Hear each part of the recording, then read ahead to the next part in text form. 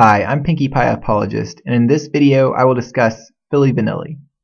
A lot of people have been saying that Pinkie Pie was mean, insensitive, or out of character in this episode, but I maintain that Pinkie Pie was neither mean nor out of character and was not abnormally insensitive. Pinkie's behavior in Filli Vanilli was basically a mix of her behavior in A Friend Indeed and Swarm of the Century. She has good intentions, but she doesn't realize that the others don't understand what she is trying to say and that she is upsetting Fluttershy. In the first case, Pinkie merely allows her imagination to run away with her, a very Pinkie Pie thing to do. In the second case, Pinkie Pie is trying to empathize with Fluttershy by saying how it must have been for her when the curtain fell. She doesn't realize that Fluttershy is trying not to think about it at the time. Finally, Pinkie's comment about Fluttershy's voice makes perfect sense considering that Pinkie had likely not picked up on what was going on with the poison joke. It was not an insulting comment, nor can it be construed as offensive to Fluttershy given that she knew very well what she sounded like and was choosing to continue to perform in that capacity. Now, maybe some people will claim that this is not like A Friend Indeed, where Pinkie Pie did not know Cranky since Fluttershy is Pinkie's friend. Furthermore, they might add that Pinkie Pie shows in Griffin the Brush-Off that she understands Fluttershy's sensitivity and takes offense when Gilda makes her cry. These facts actually point to the core issue in Filli Vanilli, but as of yet, I have not heard anyone who came to the correct conclusion. People claim that the problem was that Pinkie Pie was unusually insensitive in this episode because she makes Fluttershy cry, but they don't consider why they have the impression that making Fluttershy cry means you're doing anything particularly bad to her. It is this question that points to the core of the issue. There was a problem with mischaracterization in this episode, not of Pinkie Pie, but of Fluttershy.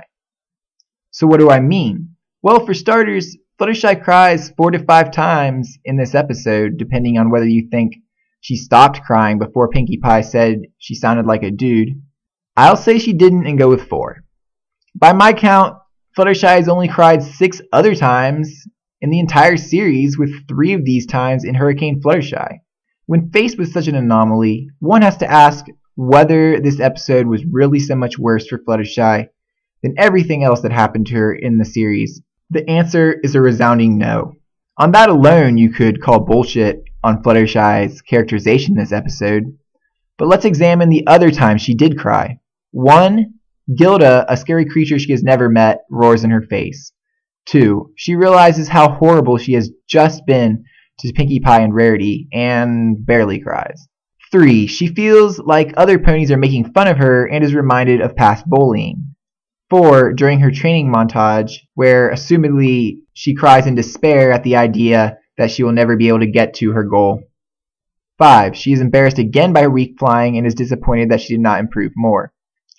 6. She thinks Angel was just crushed to death. So how do a scary what-if scenario and a reminder of something scary that is over while she's safe in her home with her friends compare to these? They are pittances in comparison. If Fluttershy cried every time she imagined something scary like in this episode, she would cry in almost every episode she is in, and Fluttershy crying would have 0 shock value. Not to mention that she doesn't cry in Green Isn't Your Color when all those ponies actually are staring at her and judging her and look like they might turn into an angry mob at the end of her last show. Thus, I call bullshit on Fluttershy crying in this episode, except in the scene where the curtain falls and she is startled by every pony looking at her. You might have to pause the episode to see her crying when she runs off the stage. That is the core problem with Filli Vanilli. Pinkie Pie behaves totally normally, but Fluttershy cries at nothing. So the question is, why does Fluttershy act like this? There are 2 possibilities I see. 1. Sleep deprivation. Obviously, those damn birds in the cold start haven't been letting Fluttershy get enough sleep. 2. The more likely answer is that Fluttershy is the beast and is trying to claim your soul. You see, Fluttershy, the deceiver, the mother of lies, wants to turn you away from the good and light of Pinkie Pie so that she may devour your soul. As we all know, Pinkie Pie is part of the holy trinity of Pinkie Pie, Surprise, and the invisible pink unicorn. They make up a single goddess whose name cannot be pronounced by mortals, so I will refer to her simply as Pinkie Pie. Now, the time will come when Pinkie Pie will host her party across the multiverse. Those who follow Pinkie Pie will be served their cake first, but all those who choose to attend will be able to partake in cake and all of the glorious festivities. However, Fluttershy will also host her own party at the same time, and she will devour the souls of any so foolish to attend. Now, even if you wish to meet Fluttershy, you should still go to Pinkie's party. For Fluttershy will undoubtedly attend Pinkie's party after she is done feasting on the souls of her own followers, for even the beast likes to have fun. Heck, even if you want Fluttershy to eat your soul, you should attend Pinkie's party and have some cake first.